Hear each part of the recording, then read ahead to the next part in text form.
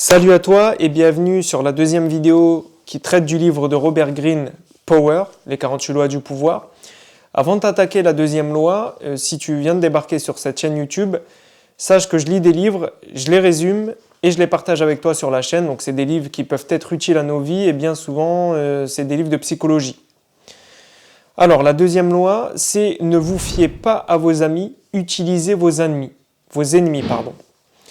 Méfiez-vous de vos amis parce que beaucoup vous trahiront par envie, alors qu'un ancien ennemi sera beaucoup plus loyal pour la bonne raison qu'il devra faire ses preuves.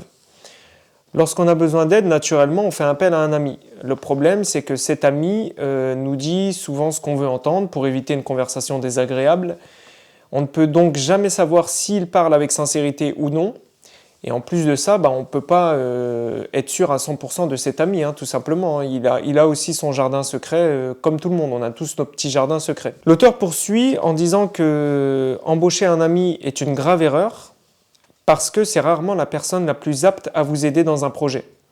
La personne la plus apte à t'aider dans ton projet, c'est la personne la plus compétente et qui possède les talents nécessaires à la réalisation de ce projet. Donc c'est pas forcément ton ami. En plus de ça, ça peut être à double tranchant, un petit peu comme les couples qui travaillent ensemble. Les problèmes qui ont lieu sur le lieu de travail se déportent à la maison.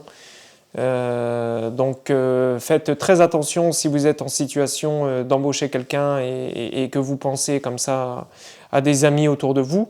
Le plus important, ce n'est pas les sentiments amicaux, ce sont les compétences de la personne. La clé du pouvoir repose sur la capacité à juger qui est le plus apte à servir vos intérêts dans une situation donnée.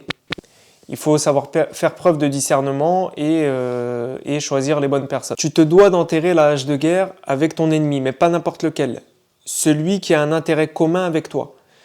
Parce que là, tu pourras être sûr qu'il sera drivé par l'atteinte de son objectif et pas par le fait de te faire plaisir.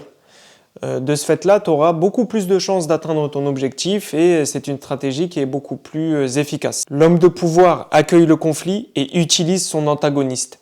Ne repose pas seulement sur ton ami. Et encore, il y a amis et amis. Il y a les vrais amis, il y a les faux amis. Il n'y a pas si longtemps que ça, une jeune femme m'expliquait qu'elle utilisait une autre jeune femme qu'elle considérait moins belle qu'elle et elle l'utilisait un petit peu comme faire-valoir. Quand elle arrivait dans un endroit, elle aimait bien l'avoir auprès d'elle pour se sentir valorisée.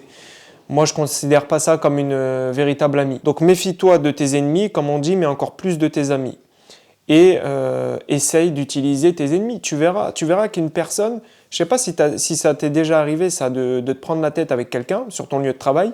Et bizarrement, cette personne, quelque temps après, devient tout mielleuse, toute gentille, parce que l'être humain, il fuit le conflit. Il le fuit, c'est un petit peu comme l'eau ou l'électricité, il prend le chemin le plus facile. Donc si il sent un peu de contrainte, un peu de résistance avec toi, il va s'y prendre à 2 fois avant de recommencer déjà. Et deuxièmement, il va tout faire pour apaiser ses relations avec toi. Faisons attention aux personnes qui nous sont proches, sachons faire preuve de discernement. Et voilà, rien de plus à ajouter. Donc je te dis à la prochaine pour la 3e loi. D'ici là, abonne-toi et active la cloche pour être notifié à chaque fois qu'une nouvelle vidéo sortira. Peace!